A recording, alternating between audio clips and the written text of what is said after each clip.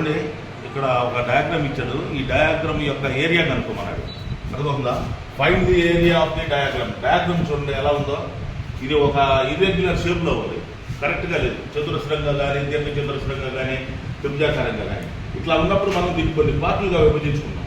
పార్టులుగా విభజించుకొని ఒక్కొక్క part area కలుపుకొని అన్నింటినీ కలుపుకుంటే టోటల్ ఏరియా వస్తుంది అన్నమాట. చూడండి, ఇక్కడ ఏ నుంచి ఈ వరకు 1200 మీటర్స్, అలానే ఏ నుంచి ఎల్ వరకు 1000 మీటర్స్, అలా ఏ నుంచి కే వరకు 800, ఏ నుండి జే వరకు 600, ఏ నుండి ఐ వరకు 400, ఏ నుంచి హెచ్ వరకు 200 మీటర్స్ లెంగ్త్లో ఉన్నాయి.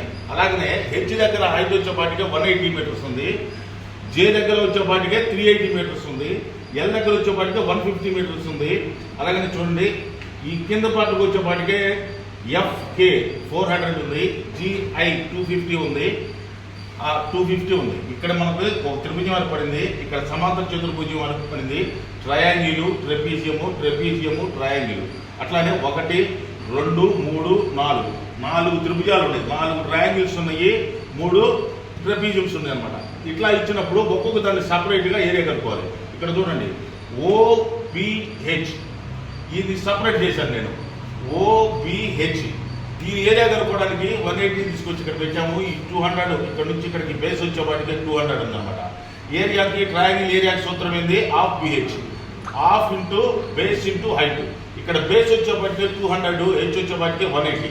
చూడండి, అరా ఇంటూ 200 ఇంటూ 180, 18,000 మీటర్ స్క్వేర్ వచ్చింది. అంటే ఈ పార్ట్ ఏరియా ఆల్రెడీ, ఈ part area 1, area of the part 1 is equal to 18,000 metres.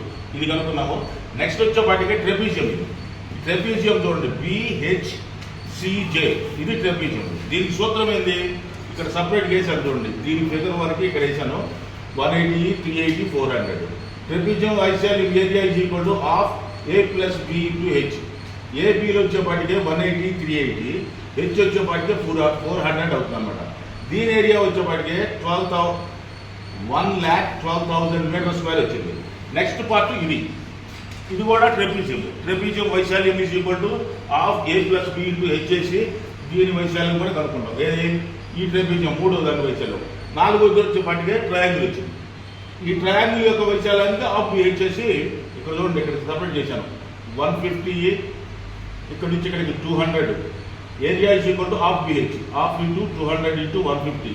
ఈ 100 అది కొట్టి వేస్తే 100 వచ్చింది. 100 ఇంటూ 150, 15,000 స్క్వేర్ మీటర్స్. అలాగనే ఈ ట్రయాంగిల్ ఏరియా, అలానే ఈ ట్రెపీజియం ఏరియా సపరేట్ చేసుకోరు. సపరేట్గా ఏరియా కనుక్కొని మొత్తం టోటల్ చేసుకుంటే టోటల్ ఏరియా వస్తుంది.